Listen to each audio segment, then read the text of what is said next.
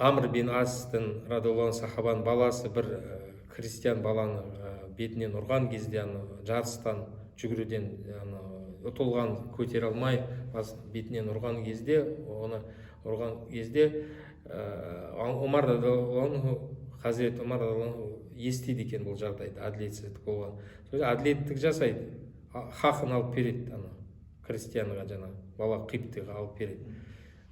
Және алып бергенде, оның риуаяттар бойынша баласында ғана емес жазалайды, әкесін де жазалайды. Әкесі де кінәлі деп. Бір риуаятта ма дарабака хаза илля би султани хаза. Маған сүйініп сені ұрды. Әкесі болмаса, мынау бала сондайға бармаушы еді. Әкесі жол берді деген, әкесіне сүйініп деп, бәрі қалады, ешқандай жазасыз қалады деп, осының әрекетін әділеттік жасайды. Сол кезде жаңағыдай айтады оларға: Мата таабаттумун наса ва қад валадату уммахатум ахрара. Қашан сендер адамдарды құл сияқты жасағансыңдар, олар құл емес сендерге. Олардың шешелер оларды азат етіп, адам баласы деп азат туған.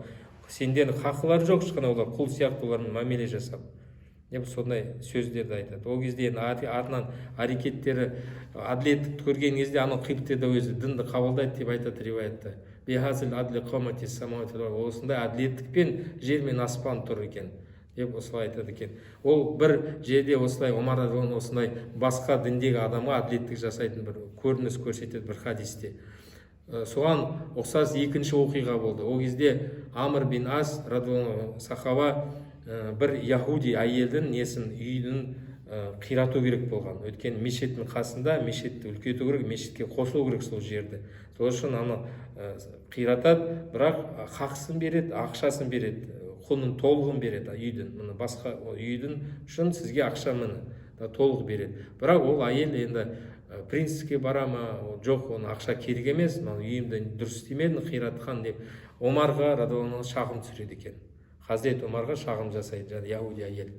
Сол кезде Омар бұл жерде де бұның рұқсатсыз, бұған келіспей, неге солай істедің деп әмір шығарады, қайтар оған үйді қайтадан салып бер, бәрі сол ешқандай қоспа мешітке деп жаңағыдай үкім шығарады екен. Бұл әйел оны күтпеген екен, кемпір. Ойламаған солай істейді екен деп. Енді ойлаған мұсылман бір-бірін жақтайды деп, сондай не қылады деп, әділеттік жоқ деп, жаман ойлаған ғой.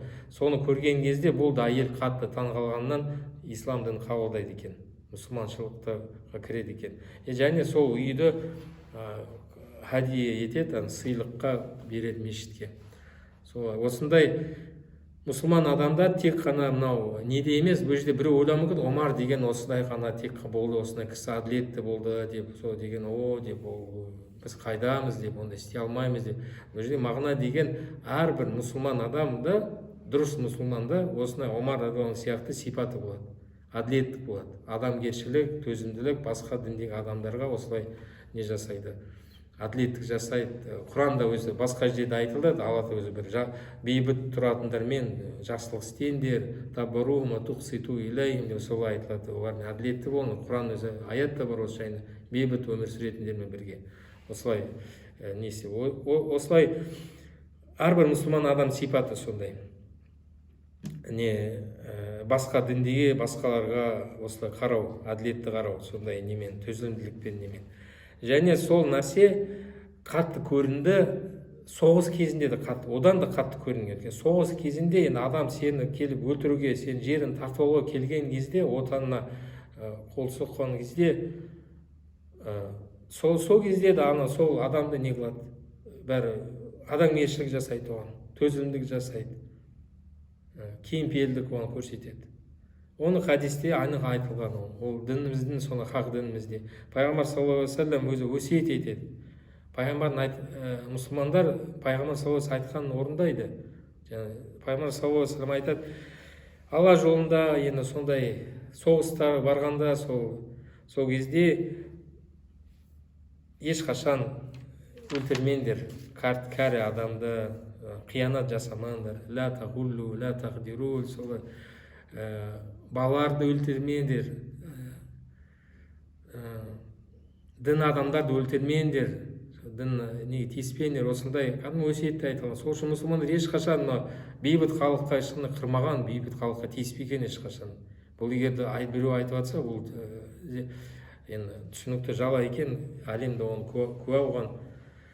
Осылай риуаяттарда Алланың елшісі бізге айтып кеткен. Ля тақтулу шейхан фания, ешқандай бір бейбіт жүрген бір кәрі адамды өлтірмеңдер, қарт адамды.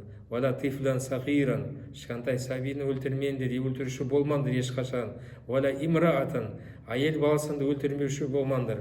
Ла тағуллу, қиянат етпеңдер ешқандай. Қиянат ахсину, инналлаху юхиббул мухсинин. Жақсылық істеңдер. Алла Тағала жақсылық істеушілерді жақсы көреді. Мұсылман адам жақсылық істейді, ол қандай уақытта болса да, соғысып жатқан кезде де жамандық істемейді, жақсылық істейді. Не істеп, ешқашан қиянат жасамайды.